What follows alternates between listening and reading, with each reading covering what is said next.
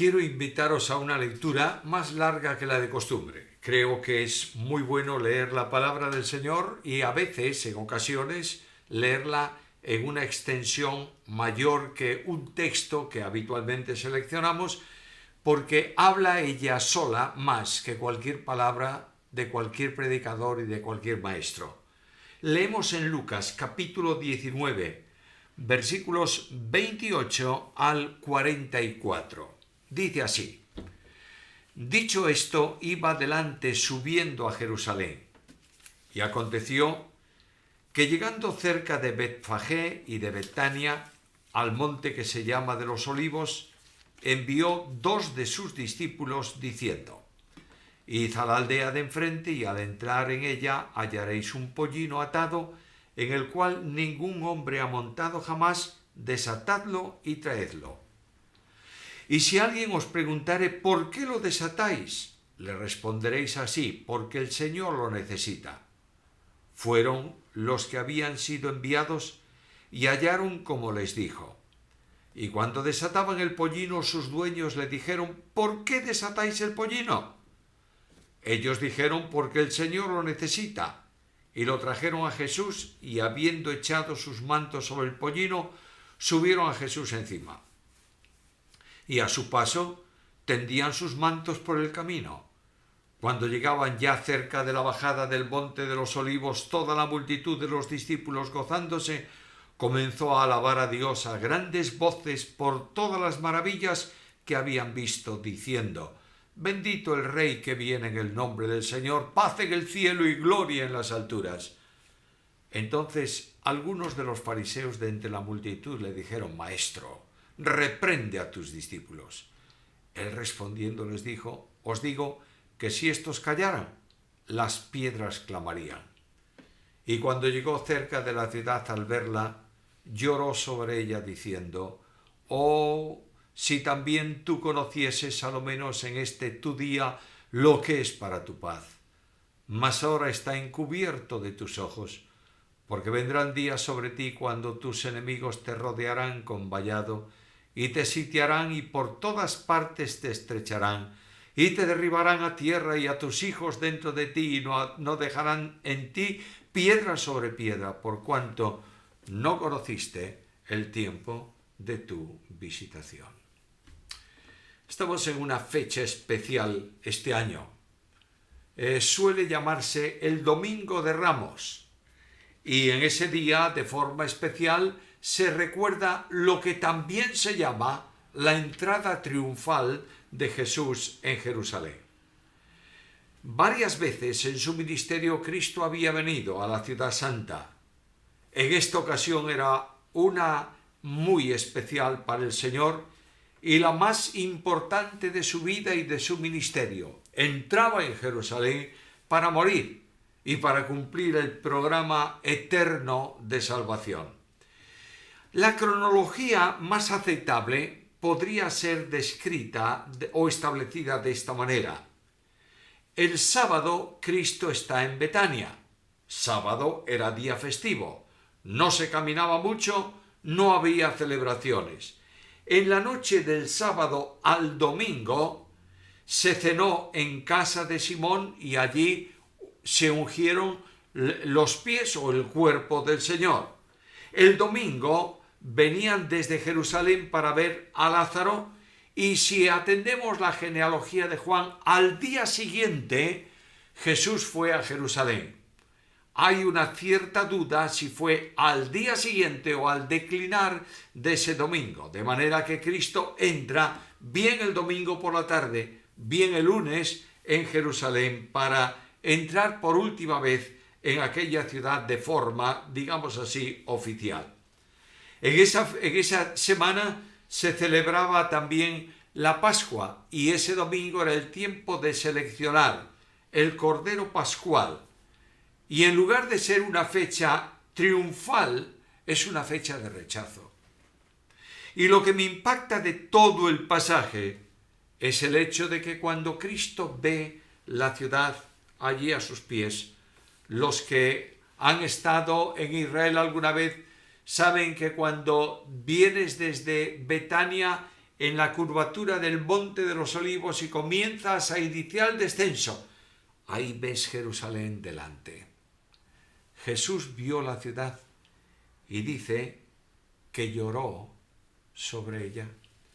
Y los hosanas de la bienvenida se van a convertir en gritos de crucifícale, crucifícale, unos días después. Estudio el pasaje, observo el pasaje.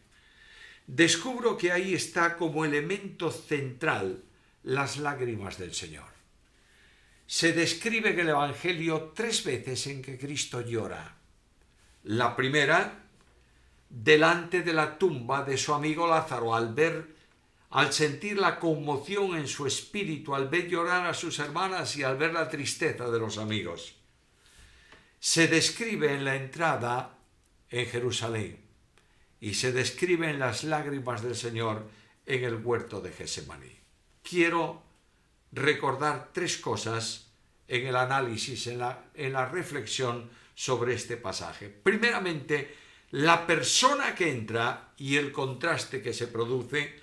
En segundo lugar está el desconocimiento que el pueblo de Israel tenía de ese día especial para ellos.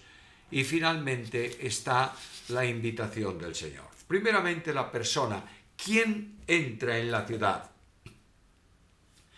El pasaje utiliza distintos títulos para referirse al Señor. Notad el versículo 31. Dice: si alguien os preguntare por qué lo desatáis, le responderéis así: porque el Señor lo necesita. Luego, el título corresponde a la deidad. Los judíos solían llamar Señor para no utilizar el nombre sagrado de Dios en el sentido de Jehová o de Yahweh. Esto utilizaban el nombre de Señor y es un título que corresponde a la deidad. Es el verbo de Dios hecho carne. Recuerdo aquel texto tan conocido de Juan capítulo 1 y versículo 14, y el verbo fue hecho carne y habitó entre nosotros. El que había sido adorado en su gloria eterna por los serafines, Isaías capítulo 6 versículos 1 al 3, es el que, mostrando su deidad por medio de prodigios, pero siendo aparentemente un hombre, entra ese día en Jerusalén. ¡Qué admirable grandeza! Dios cabalgando sobre un asno. ¿Lo puedes entender? Segundo título del que entra en Jerusalén es Jesús. ¿Quién viene? Jesús de Nazaret. Es el título del Salvador. Cuando el ángel anuncia a María el nacimiento de Cristo, le habla precisamente de un Salvador. Los ángeles anunciaron a los pastores que ha nacido en la ciudad de David un Salvador, que es Cristo, el Señor. Y en la anunciación a María se dice: llamará su nombre Jesús, porque él salvará a su pueblo de sus pecados. Era, por tanto, el Cordero de Dios, eternamente destinado desde antes de la fundación del mundo para salvar a los hombres. Voy a la carta primera de Pedro, capítulo 1, versículos 18 al 20, y leo allí estas palabras: sabiendo que habéis sido rescatados de vuestra vana manera de vivir, la cual recibisteis de vuestros padres, no con cosas corruptibles como oro o plata, sino con la sangre preciosa de Cristo, como de un cordero, sin mancha y sin contaminación, ya destinado desde antes de la fundación del mundo. Este Jesús que entra en Jerusalén es el sustituto de los pecadores, que iba a ser sacrificado por el pecado del mundo, el Cordero de Dios que quita el pecado del mundo. Notad una distinción importante. Los corderos de los sacrificios del Antiguo Testamento llevaban el pecado, simbólicamente. Este no lo lleva, lo quita. Termina con él, elimina la cuenta, la deuda del pecado del mundo. Y es el Dios compasivo que viene a buscar lo que estaba perdido. Me emocionan aquellas palabras de Lucas capítulo 19 y versículo 10, porque el Hijo del Hombre vino para buscar y salvar lo que estaba perdido. Vuelvo a preguntarme, ¿quién entra en Jerusalén? entra el rey, entra el hijo de David. Las hosannas se proclaman precisamente en esta dimensión y es el hombre, humanamente hablando, en quien se cumplen todas las promesas dadas al rey David. Lucas capítulo 1 versículos 32 y 33. Este será grande, será llamado Hijo del Altísimo, y el Señor Dios le dará el trono de David su padre, y reinará sobre la casa de Jacob para siempre, y su reino no tendrá fin. Él había venido para hacer de Israel una nación grande. Ahora, permitidme una observación aquí. La promesa del Mesías como rey va a cumplirse en el futuro. Viene el rey de Israel, sin duda ninguna, le corresponde el trono, pero viene no para reinar en esta primera venida, sino que viene para salvar a los pecadores.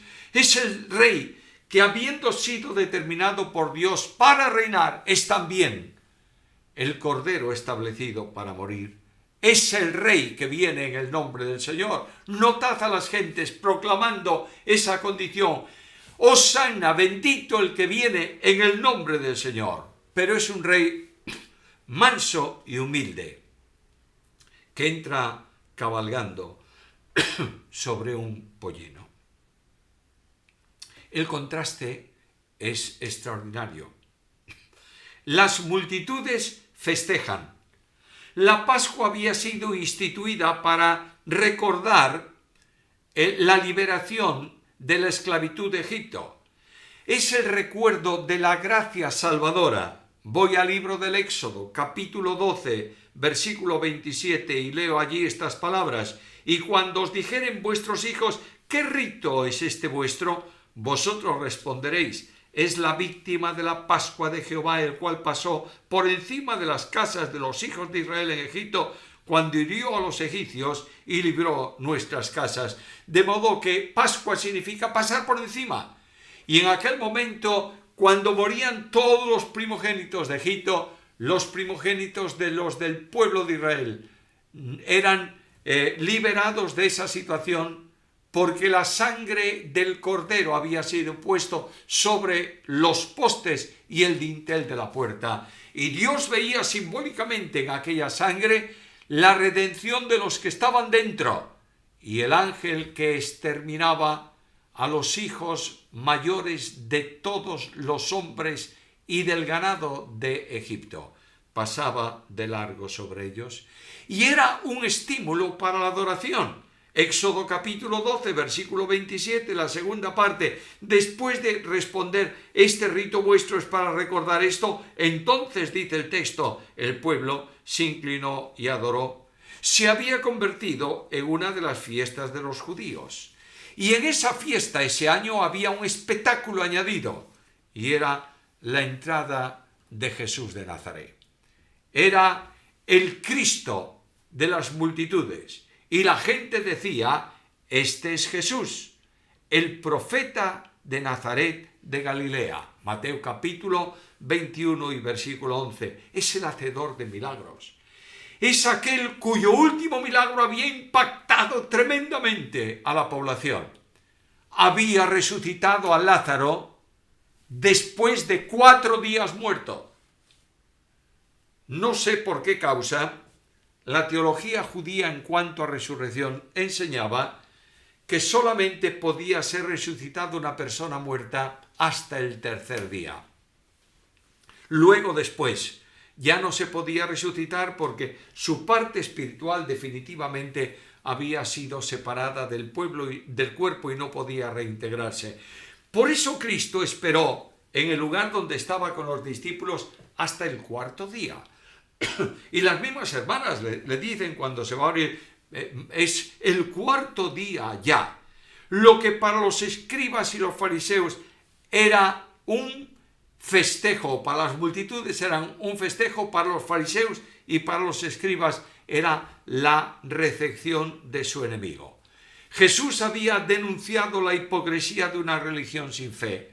Jesús había denunciado la impiedad, eran profanos que hacían cosas comunes con las cosas santas. Eran personas que amaban los primeros lugares y los aplausos de las gentes, arrogantes y vanidosos. Era gente que procuraba una expresión religiosa totalmente separada de un genuino cambio de corazón. Cristo tenía muy poco valor para ellos. Nota los contrastes. Las gentes alaban. Los enemigos, mezclados con ellas, están procurando la muerte del Señor y de pronto la ciudad delante de la comitiva. Aquellos que venían con Cristo pudieron ver asombrados las lágrimas del Maestro. En medio de alegría, de palabras de reconocimiento, de cánticos de las gentes, de aplausos de las multitudes. En medio de eso, las lágrimas del Señor. ¿Por qué llora Jesús? Especialmente por las consecuencias del rechazo de la última oportunidad que aquel pueblo tenía para arrepentirse y volver a Dios. Son unas lágrimas en donde Cristo expresa sentimientos íntimos. Lágrimas en relación con un pueblo que había tenido muchas oportunidades. Los profetas enviados por Dios fueron rechazados y muchos de ellos muertos. Y Cristo dice, no hay profeta que pueda morir fuera de Jerusalén. Ahora están a punto de rechazar una vez más, no a un profeta, sino a Dios mismo en la persona de su Hijo. Iba a ser la última vez que Jesús pasaría por Jerusalén. Encuentro ahí el desconocimiento y el texto bíblico presenta ese desconocimiento de la ciudad y de las gentes de una forma muy clara. Versículo 44. Te derribarán a tierra y a tus hijos dentro de ti, y no dejarán en ti piedra sobre piedra. Oye esto, presta atención a esta frase. Por cuanto no conociste el tiempo de tu visitación. Dios había venido a visitar a su pueblo.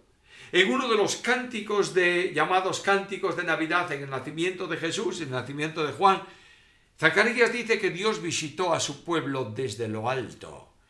El sol de Dios, que es Jesucristo, brilló y resplandeció sobre los hombres para alumbrarlos con la luz de la gracia y de la misericordia de Dios. Pero ellos desconocían la realidad de la presencia de Dios en medio de ellos. Había multitud de cosas que les embargaban continuamente y no percibían la gloria de Dios que les estaba visitando. Ignoraban, desconocían el día de la bendición y desconocían el significado de la verdadera paz. Versículo 42, diciendo el Señor, oh, si también tú conocieses a lo menos en este día lo que toca a tu paz, mas ahora está encubierto de tus ojos. La paz es la consecuencia de las bendiciones de Dios, pero esto solo es posible por medio de Jesucristo. Ellos desconocían la verdadera luz, estaba encubierta delante de sus ojos. Aquel que dijo, yo soy la luz del mundo, aquel de quien Juan en el prólogo del Evangelio dice que la luz alumbró en las tinieblas y los hombres amaron más las tinieblas que la luz porque sus obras eran malas. Ignorando la luz de Dios, estaban sumidos en oscuridad. Y dice el texto bíblico, ahora está encubierto a tus ojos. Estar encubierto a tus ojos quiere decir que los ojos de ellos veían las cosas, miraban y observaban, pero no entendían la dimensión. El Señor Jesús en el Evangelio según Juan, en el capítulo 12, dice que se está cumpliendo una profecía y dice que Dios va a endurecer el corazón de ese pueblo rebelde e ingrato contra Él para que viendo no vean y oyendo no entiendan y no se conviertan y yo los salve. es el momento crucial, tremendo, para la vida del pueblo de Dios. Nunca más el Señor iba a estar humanamente hablando en medio de ellos. Estaban despreciando la última oportunidad. La invitación de Cristo está claramente recogida en ese versículo 42. Son emocionantes sus palabras. Oh, si también tú conocieses, a lo menos en este día, lo que es para tu paz. Aún tenemos tiempo de ser bendecidos. El Señor viene a nuestro encuentro y está entre nosotros y nos dice las mismas palabras que a su pueblo. Esta es la advertencia de Pablo, que escribe de esta manera, porque dice: en tiempo aceptable te he oído y en día de salvación te he socorrido. He aquí ahora el tiempo aceptable, he aquí ahora el día de salvación. Dios está llamándonos a una reflexión íntima y personal. El Señor está al lado de quienes quieren salir ahora a su encuentro y aceptarlo como Señor en sus vidas. Leo carta segunda a los Corintios, capítulo 6, versículos 16 al 18. Habitaré y andaré entre ellos y seré su Dios y ellos serán mi pueblo. Por lo cual salid de en medio de ellos y apartaos, dice el Señor, y no toquéis lo inmundo, y yo os recibiré y seré para vosotros por Padre, y vosotros me seréis hijos e hijas, dice el Señor Todopoderoso. Cristo en aquel tiempo dijo a la ciudad de Jerusalén que como ellos no estaban reaccionando a la invitación suya, vuestra casa, refiriéndose al templo, os he dejado desierta. ¿Cuántas veces pienso que si nosotros no atendemos a la invitación de Cristo y volvemos sin condiciones a Él, es posible que pase de largo de nosotros y deje de producir aquello que nosotros necesitamos para nuestra vida espiritual? La iglesia que no se ajusta al Señor y no lo tiene en el centro de su vida y de su ministerio, no avanza, pero también tiene una advertencia solemne: estoy dispuesto a retirar tu candelero de tu lugar si no te arrepientes. Y en este tiempo en donde recordamos la entrada de Jesús en Jerusalén, Dios nos llama a dejar de fijarnos tanto en las multitudes que aclaman al Señor, en los discípulos que ponen los mantos delante del pollino para que pase el Señor sobre una alfombra, en aquellos que cortan ramas de los árboles y los tienden también en el camino, en los niños que alaban al Señor cuando entran en la ciudad, en toda aquella conmoción cuando la gente de Jerusalén pregunta: ¿quién es este que viene? Y le responden: es Jesús, el profeta de Nazaret. Dejemos de pensar en todo ese aspecto que indudablemente se motivó y está descrito en la Biblia, para oír las palabras del Señor que nos dice: esta es tu última oportunidad. Mis queridos hermanos, lo que hace grande a una iglesia no es la grandiosidad de su templo, sino su comunión con Cristo. Lo que hace grande al hombre no es lo que pretende ser o lo que conoce, sino el compromiso personal con el Señor. No es válido lo que se hizo y lo que se fue en el pasado, sino lo que se hace y lo que se es en el presente en relación con Cristo. Y el Señor me dice: oh, si también tú conocieses, a lo menos en este tu día, lo que es para tu paz.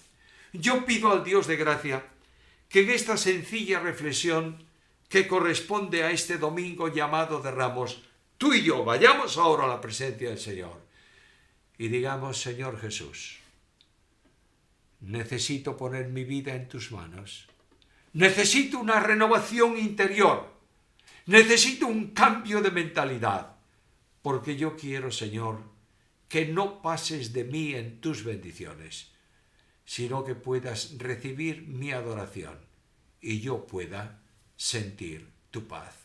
Que Dios añada sobre nosotros su bendición.